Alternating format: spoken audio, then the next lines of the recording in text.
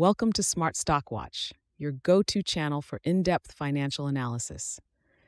Today is August 13th, 2025, and we're diving into KinderCare's second quarter earnings report. Joining us is John, a senior analyst from Smart Stock Watch. John, thanks for being here.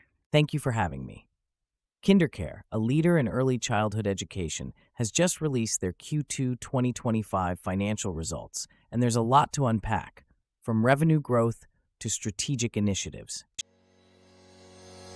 Revenue and profitability overview. Let's start with the top line. KinderCare reported a revenue of $700.1 million for Q2 2025, which is a 1.5% increase from last year. John, can you elaborate on this growth? Absolutely. The revenue growth was driven by a 1% increase in early childhood education center revenue, primarily due to higher tuition rates, and a 7.5% increase in revenue from before and after school sites, thanks to new site openings. However, the adjusted EPS came in at 22, slightly below the forecasted 24-cent by analysts. Despite the revenue increase, income from operations decreased. What factors contributed to this?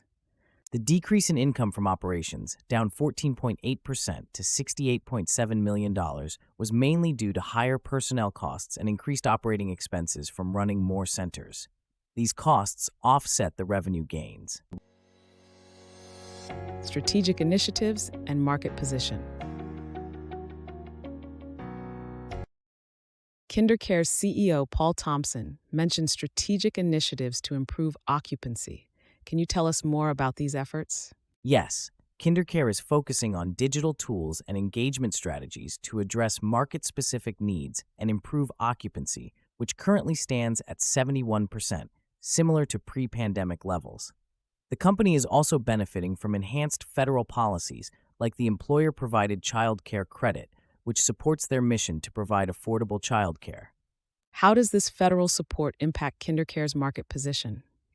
The bipartisan support for child care access strengthens KinderCare's position as a leading provider. Their scale and flexibility allow them to meet the needs of families and employers across the U.S., which is a significant advantage. Financial health and future outlook. Let's discuss KinderCare's financial health. How does their balance sheet look? KinderCare is in a strong financial position with $119 million in cash and cash equivalents and $194.4 million in available credit. This liquidity supports their ongoing operations and strategic investments. What is the company's outlook for the rest of 2025? KinderCare has refined its guidance, expecting revenue between $2.75 billion and $2.8 billion, with adjusted EPS projected to be between 77 cents and 82 cents. This reflects their cautious optimism amid softer enrollment trends. Key takeaways. In summary, KinderCare has shown resilience with revenue growth and strategic initiatives, despite some challenges in occupancy and operational costs.